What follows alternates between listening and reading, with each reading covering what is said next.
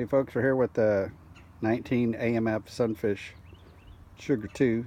We're working on this, cleaning up this fiberglass on this bow damage.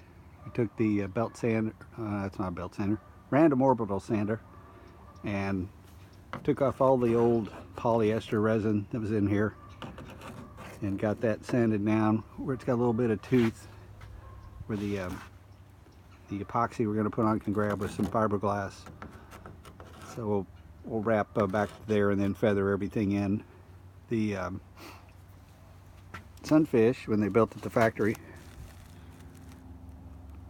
talk about this trivia for a minute. It's got this little fiberglass loop there, and what that was for is when they had this hole in the mold, this was there so they could pop the hole out of the mold the next morning. I think they'd lay the fiberglass up overnight, that's what I was told, and they'd pop it out in the morning. The crew would go to work, finish them, another crew would go to work prepping the molds for the next day, and they're turning out like 60 a week at one point. Another thing we'll do before we close everything up, this here is the hanger where a piece of wood went so that the bow handle could screw in from the top there, so we're going to replace that with a piece of cypress, get it epoxied in.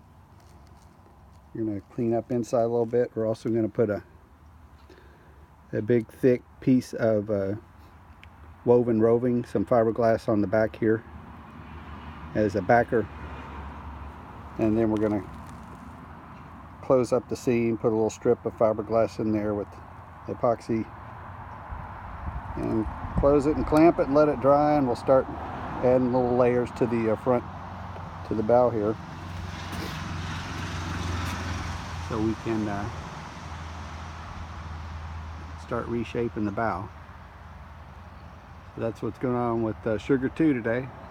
Hope y'all are having a great one.